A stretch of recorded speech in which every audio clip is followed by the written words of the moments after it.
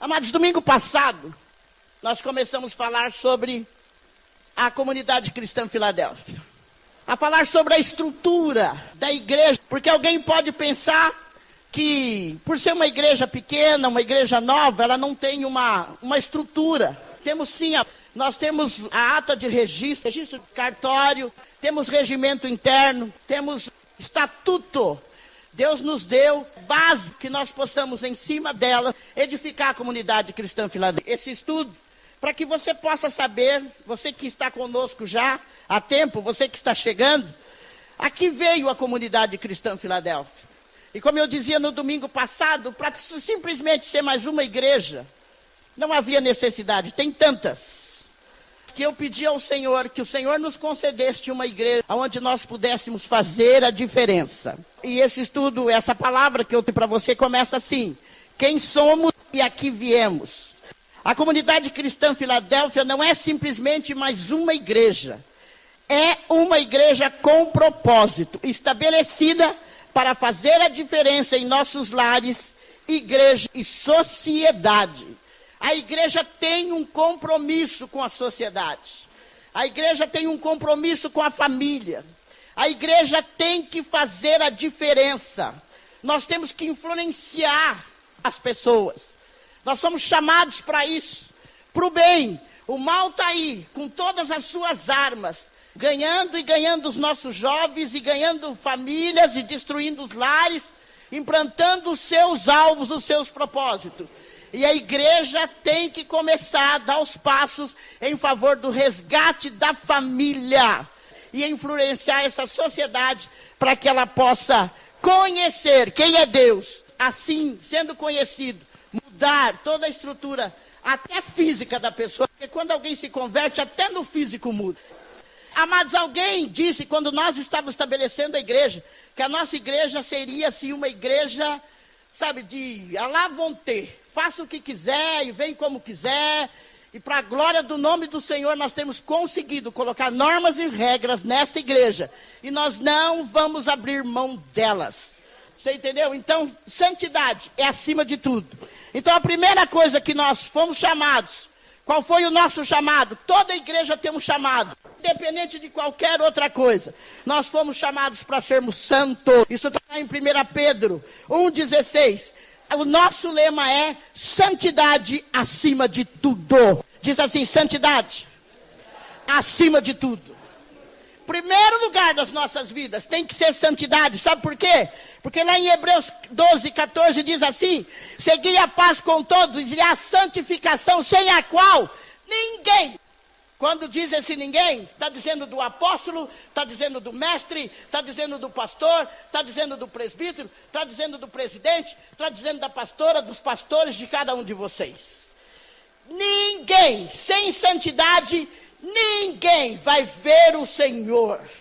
E o nosso propósito aqui é para que você entre na glória. Então nós somos chamados para sermos santos, porque sem santificação nós vamos ser simplesmente religiosos e mais uma igreja no mundo, sem frutos, só folhas. Você pode ter a aparência muito bonita, mas o que Jesus quer ver não é o teu exterior, mas sim o fruto. A Bíblia diz que dentro de nós jorra rio de água viva. É isso que interessa. As pessoas que passam por você têm que receber essa água da vida. E você é o canal deste rio.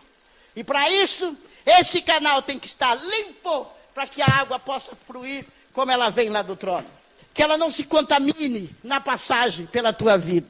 A segunda, vamos dizer, o pilar da nossa igreja, é a nossa missão. E nós fomos chamados para anunciar as boas novas. Isso está lá em Isaías 61, do 1 a 3. Nós somos chamados, amados, para pregar as boas novas. Compete a nós levar a este mundo cheio de caos, de derrota, de destruição, de morte como nós temos visto, de lares destruídos, de famílias despencando, de filhos sendo convocados pelos traficantes a cada dia, de escolas sem moral para ensinar os nossos filhos, de tantas mazelas que nós estamos vendo do mundo. Nós fomos chamados para, nessa época, levar boas novas a essas pessoas que já não têm mais esperança e nem paz e nem fé. E boas novas é o Evangelho de Jesus Cristo, que transforma, que cura, que batiza no Espírito Santo e que te prepara para reinar com Ele. Então, primeiramente, dentro da nossa missão, é pregar boas novas, curar os quebrantados de coração. Quando uma pessoa chega para você e abre o coração dela, e você consegue resgatar essa pessoa e trazer para fora daquele túmulo que ela está vivendo, enterrada viva, com as emoções todas quebradas. E quando você consegue, através de Deus, resgatar essa vida, dá uma alegria muito grande. Poder ver um sorriso, como hoje nós podemos ver aqui em alguns rostos, receberam a sua vitória. E há outros que ainda passam pelo vale, mas confiando no Senhor, também tem essa alegria e essa paz no seu coração. Então, primeiro, pregar boas novas, curar os quebrantados de coração, levar liberdade aos cativos, aqueles que os demônios têm, como essa menina, está cativa de Satanás através das drogas. As pessoas que estão possessas de demônios, é nossa missão levar liberdade a eles e anunciar o juízo de Deus, anunciar o fim de todas as coisas, anunciar que há uma vida além dessa e que nós esperamos a redenção de cada um de nós ou dos tempos quando Jesus se manifestar nas nuvens. Amém? Glória a Deus. Depois vem a nossa visão, é mais um dos pilares. Qual é a nossa visão? Viver em união e unidade. E o tripé da comunidade cristã Filadélfia é o amor, a união e o respeito. Faz parte disso, de viver em união, sermos um, agirmos como um corpo bem ajustado, como diz 1 Coríntios 12, 21. A palavra diz que nós temos que viver em união. Não pode haver contrário ou indisposição da minha mão direita com a minha mão esquerda. Não pode haver dos meus pés, direito e esquerdo. Não pode haver dos meus olhos, não pode haver. O meu corpo tem que estar num sincronismo perfeito para que eu possa fazer todas as funções necessárias a um ser humano. Não pode haver discordância entre os meus membros. Quando acontece um ataque epilético, você vê a pessoa que bate a mão para um lado, a cabeça para o outro, um pé para o outro, e vira um negócio. O Senhor quer, quando Ele fala de união e unidade, nós não somos perfeitos em igualdade, mas nós temos que ser perfeitos e unidos no nosso modo de agir, de pensar. O corpo é de Cristo, o corpo não é da comunidade cristã Filadélfia. Vocês estão aqui fazendo parte do corpo de Cristo, e cada um individualmente. Eu não sei que parte desse corpo eu sou na terra, eu não sei que parte você é, mas você é tão importante como a unhinha do mindinho, lá do dedinho do pé, porque sem ela, o corpo não está perfeito. Diz assim: eu faço parte do corpo de Cristo. Você foi comprado, resgatado, lavado, limpo. A Bíblia diz que as tuas vestes foi trocada para que você pudesse fazer parte deste corpo. Isso é um privilégio, amados. Então troque as bolotas do mundo, não seja como o filho pródigo. Não desça, não vai comer bolotas, não vai cuidar de porco. Deus te chamou para reinar com Ele. Deus te chamou para cuidar de vidas e de pessoas, sim, mas não para descer lá onde ninguém mais quer descer. Porque a Bíblia diz que Ele tem um banquete para você. E domingo mesmo tem uma mesa aqui extraordinária, que você tem parte nela por direito. Não abre mão disso. Você representa Deus na terra. Aonde você vai, você tem que ser recebido como príncipe. Quando vem um embaixador de fora no nosso país, existe uma grande comitiva para ir recebê-lo. E joga-se até tapete vermelho. Você é representante de Deus. E o diabo tem que pôr tapete vermelho para você passar. Sim, para a glória do nome do Senhor Jesus Cristo. Então não abra mão desses privilégios. Não abra mão dos teus direitos. Não jogue fora por causa de um prato de lentilha. Não faça isso. Deus tem para você direitos, você é príncipe. Você faz parte do corpo de Cristo. E não aceite outro lugar. Pode ser a unha, mas é parte do corpo. Pode ser um fio de cabelo, mas é parte do corpo. Você é parte do corpo, você é parte do corpo, você é parte do corpo de Cristo na terra, em nome de Jesus. Então, amados, essa é a nossa missão, viver em união, sermos um. Para de dividir, mas quando um concorda, o outro não concorda. Quando um quer, o outro não quer. Quando um vai, o outro volta. É um corpo epilético, sem coordenação. Mas vamos ser um em Cristo Jesus, como diz o Salmo 133. E se assim fizermos, aquele óleo, o óleo precioso do Senhor Jesus Cristo, vai descer, a Bíblia diz, ele vai derramar da cabeça. E não vai parar aqui no ombro. Não vai parar aqui na cintura. A Bíblia diz que vai descer até a orla dos vestidos. Mas para isso precisamos sermos um. Com todas as nossas diferenças. Sabermos que na hora em que vamos estar nas coisas de Deus, temos que ter união e unidade. E sermos crentes acima de tudo, 24 horas por dia. Aqui na igreja, na tua casa, no teu trabalho, no ônibus, aonde quer que você estiver. Não esqueça disso. Você é parte do corpo de Cristo. Não exponha, corpo de Cristo, a prostituição, a mentira e a derrota.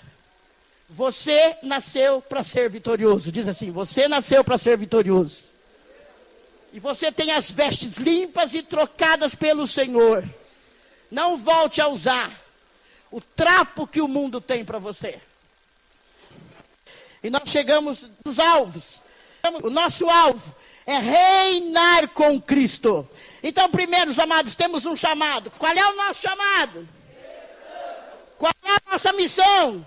Anunciar boas novas. Qual é a nossa visão? Qual é o nosso alvo?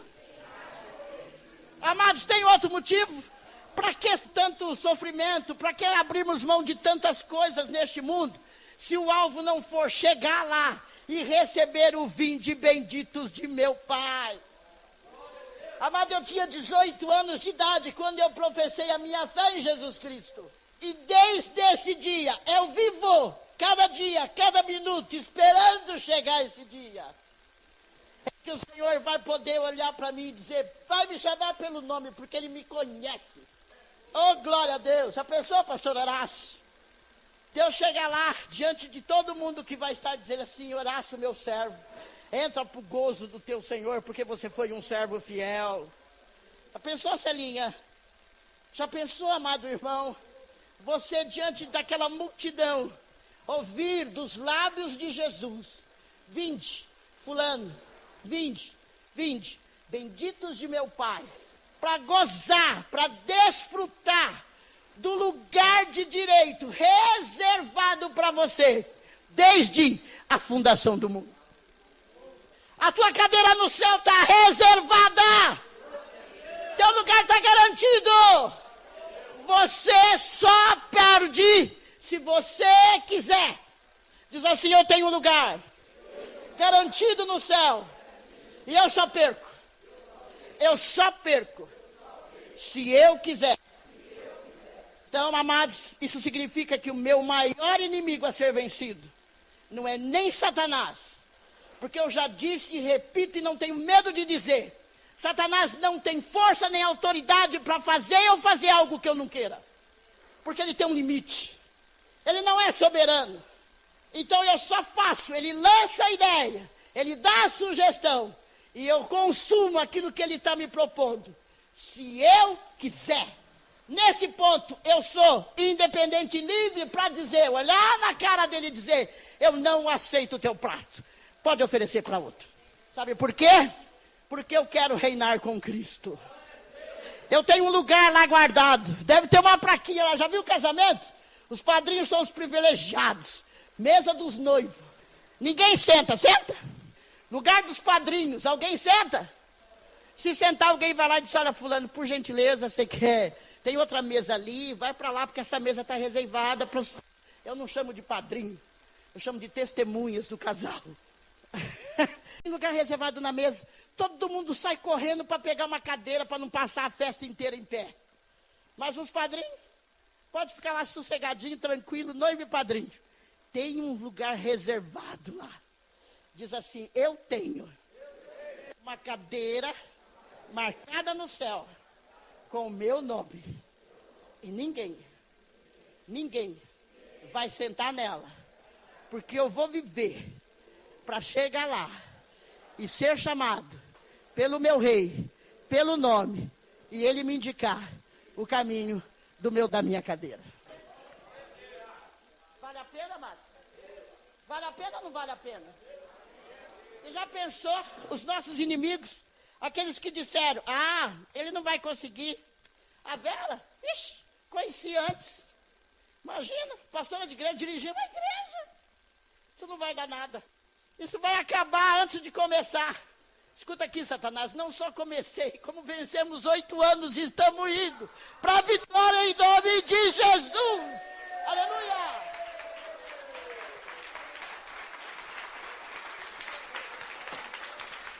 Tem um louvor que chama o louvor dos mártires. E ele canta assim, pode me tirar os meus olhos e ainda eu vou continuar vê-lo. Eu não preciso desses olhos físicos para vê-lo. Pode cortar as minhas mãos e ainda vou abraçá-lo. Pode tirar, e assim ele vai. Pode mutilar o corpo todo, mas não conseguirão matar o que está dentro de nós. Porque o que está dentro de nós não é matéria, é espiritual. Amados, o Senhor tem algo especial para você. Pensa nessa noite como o diabo tem trabalhado para te tirar do propósito de Deus. Quantas confusões poderiam ser evitadas. Mas às vezes por causa, amados, simplesmente do meu eu não ser ferido. Eu não aguento. Quando alguém faz qualquer coisa, o homem velho se levanta numa fúria inacreditável. E eu passo a ceder como se eu não tivesse sido lavado e remido pelo sangue do Cordeiro. A Bíblia diz, em 2 Coríntios, que nós somos novas criaturas. As coisas velhas já passaram e tudo se fez novo.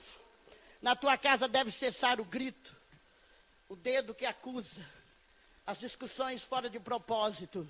Problemas nós vamos ter sempre, mas nós temos também o Espírito Santo, que nos dá direção de como fazer, de como agir, para que a paz não seja tirada, nem dos nossos lares, nem dos nossos corações. Oh, louvado seja o Senhor, a nossa esperança, amados. A nossa esperança é o 2º capítulo de Atos dos Apóstolos, o último versículo. A nossa esperança, amados, é ver resgatada em nossos dias a igreja de Atos. Uma igreja dinâmica, cheia de poder, fé e autoridade. Primeiro item aí é o quê? Aí nós temos uma igreja ativa, uma igreja que marcha, uma igreja para frente, uma igreja com poder, com autoridade, com fé, dinâmica. O primeiro item que nós temos aí é que essa igreja persevera. O que é perseverar, amados? O que é perseverar? É não desistir. Sabe, você chega lá, não dá hoje, eu volto amanhã, não dá amanhã, eu volto depois, não dá depois, eu volto no fim da semana, não dá, eu não paro. E lá em Abacuque capítulo 3, versículo 17, diz que ainda tudo falha à minha volta. Ainda que não haja nada, não produza nada, não haja gado, não haja nada versus nada.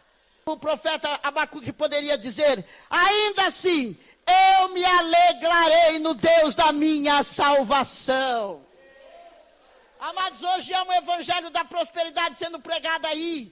E nós não devemos servir a Deus pelo que Ele nos dá. Se Deus nos der casa, amém. Se Ele nos der carro, amém. Se Ele nos der dinheiro, amém. Mas se Ele não der, amém. Ele continua sendo quem diz ser. Um dia eu falando para as mulheres, disse assim, irmã, para de murmurar. Hoje na tua casa você levantou, não tinha arroz, não tinha feijão, não tinha açúcar, não tinha café, não tinha leite, não tinha nada. E você vai dizer assim, pastora, mas como não murmurar num negócio desse? Eu falei assim, eu não dou gostinho para o capeta, já vivi situação, não pensa que não, viu, amados? Ninguém sabe o que eu ou você ou qualquer outra pessoa passou. E eu disse assim, chegando numa situação dessa, Sabe que eu vou olhar na cara do capeta e vou dizer para ele assim: escuta aqui, capeta, se você pensa que eu vou murmurar, pode tirar o cavalo da chuva. Sabe o que está acontecendo comigo hoje? Eu vou tirar um dia de jejum para a honra e glória do nome do Senhor Jesus Cristo. Vocês entenderam, amados?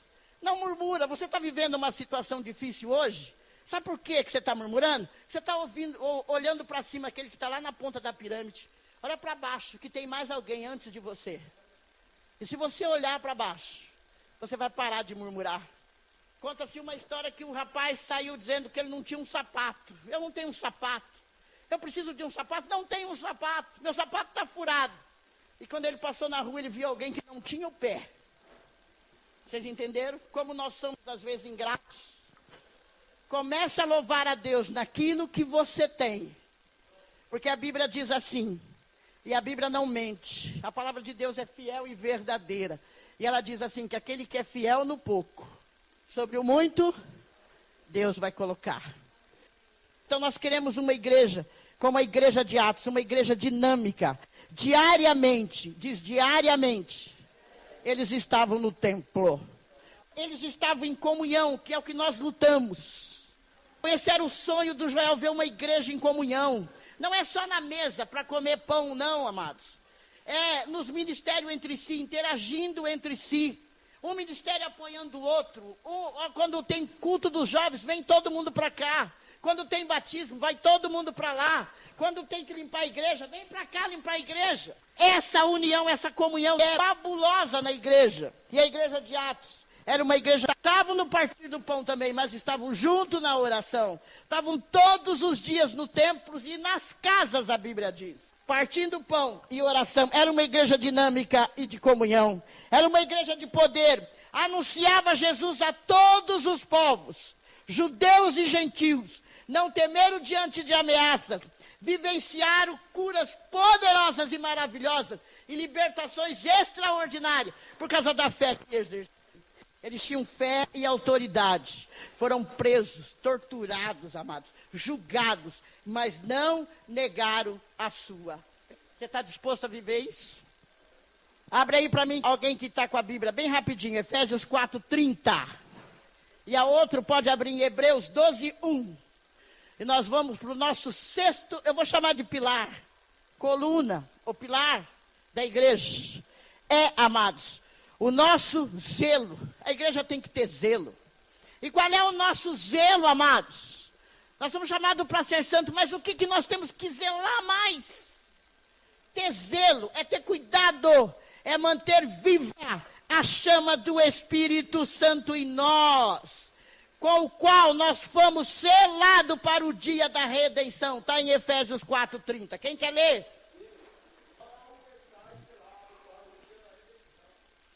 Isso significa que nós podemos entristecê-lo.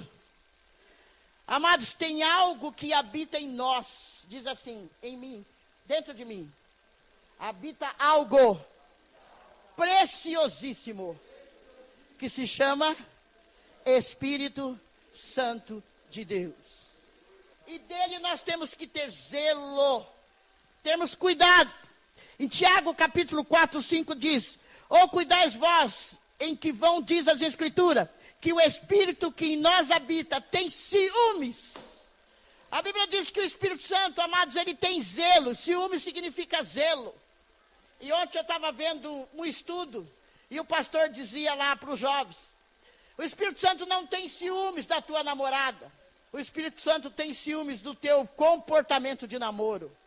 O Espírito Santo não tem ciúmes do teu trabalho. Mas o Espírito Santo tem ciúmes, porque você zela mais pelo teu trabalho do que pela obra de Deus. Você nunca chega atrasado na firma, porque lá tem um cartãozinho para ser batido. E se você chegar, vai descontar no seu salário. E para o teu salário não ser reduzido, você pega ônibus lotado. Então é isso que o Espírito Santo tem ciúmes, porque, amados, nós trocamos as coisas valorosas pelas coisas que perecem, que não têm valor, por aquilo que vai ficar. Então nós temos que ter zelo, porque o Espírito Santo tem zelo por mim e por você. Porque é Ele, diz, é o Espírito Santo. É o Espírito Santo que vai me apresentar diante de Jesus. Isso significa que Ele, Espírito Santo, é responsável por nós. Glória seja dado a Ele. E o nosso desafio, nós temos um desafio. Porque nós temos que ser desafiados. Você quer ver alguém ganhar uma competição? Diz que vai valer alguma coisa. Desafio, qual é o nosso desafio? Que é o nosso 7º pilar. Correr a carreira que nos está proposta. Olhando para Jesus, autor e consumador da nossa fé. Aleluia! Quem vai ler para mim esse texto? Hebreus, só para confirmar. Quem já abriu? Cadê o valente? Leia, isso. Portanto, nós, nuvem de testemunho. Tem um pecado que nos assedia.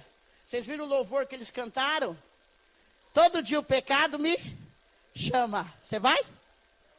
Todo dia tem uma cilada nova. Você vai? Hã? Não. Por quê? Porque, amados, você foi convocado para uma carreira. Quando houve, eu não me lembro, eu sei que a seleção brasileira jogava. E essa menina foi para lá e prometeu a medalha para o pai. E o pai morreu aqui. Nas Olimpíadas. O pai morreu aqui. E ela quase joga tudo fora e vem embora. Porque eu teria feito para vir enterrar meu pai. E sabe o que os próprios falam? Não vem não, fica aí.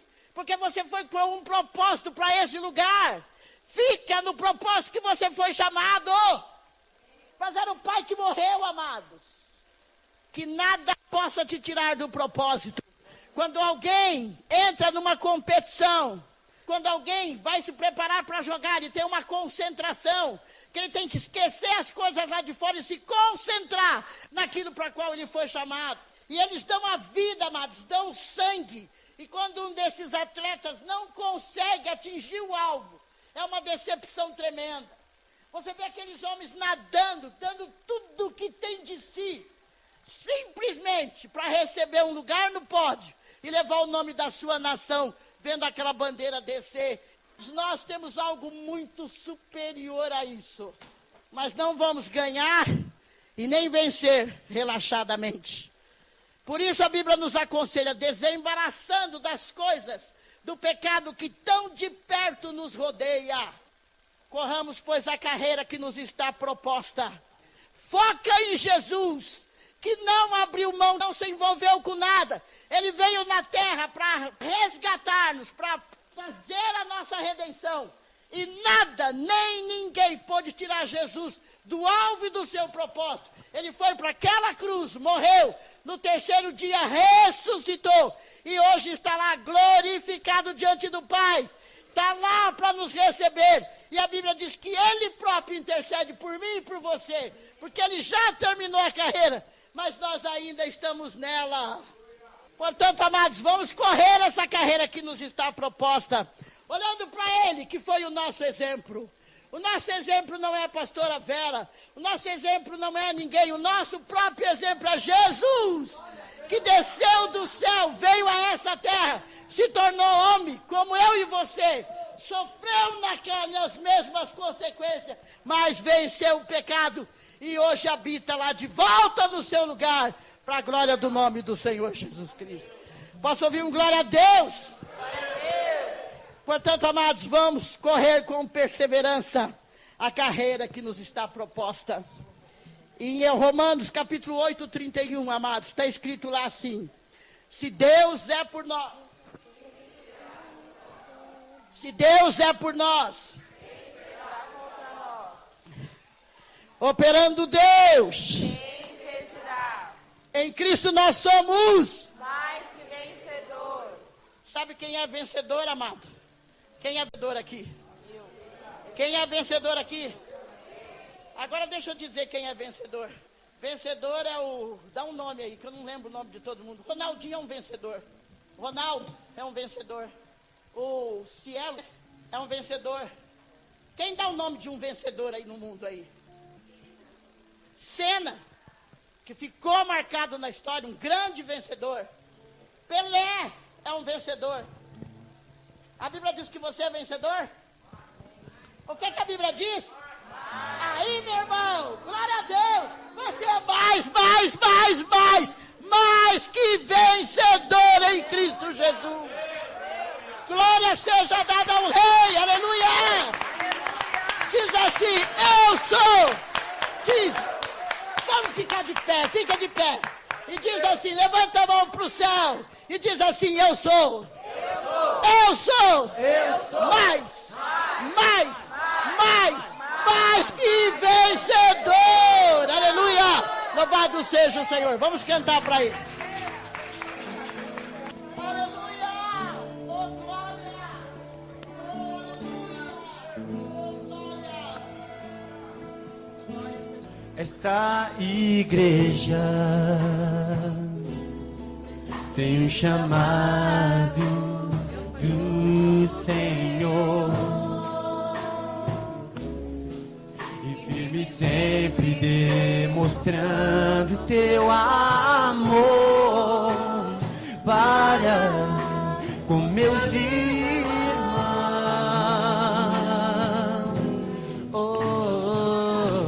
O Senhor está bem perto de quem teme com humilhação. E quebrantados entregamos ao Senhor a nossa adoração. Oh, aleluia. Muitas coisas que passamos,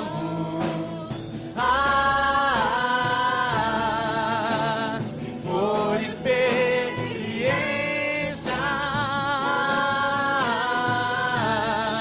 mas no controle está Jesus.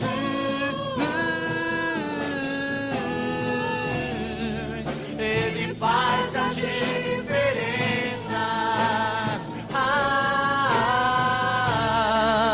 Muitas coisas que passamos,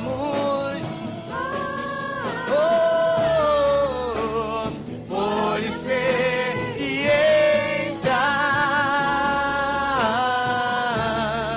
mas no controle está Jesus.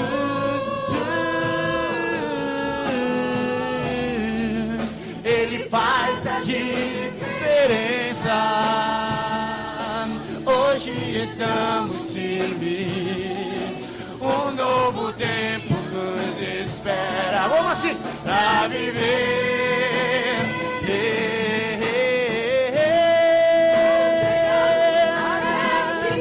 Se nós chegamos, se o melhor, se nós chegamos até aqui, porque o Senhor nos preparou. Se nós chegamos até aqui, porque o Senhor nos ajudou. Se nós chegamos até aqui, porque o Senhor nos abençoou. Quero ver, igreja. Se nós chegamos até aqui, vai. porque o Senhor nos iluminou. Se nós chegamos até aqui, porque o Senhor nos preparou. Se nós chegamos até aqui, porque o Senhor nos ajudou. Se nós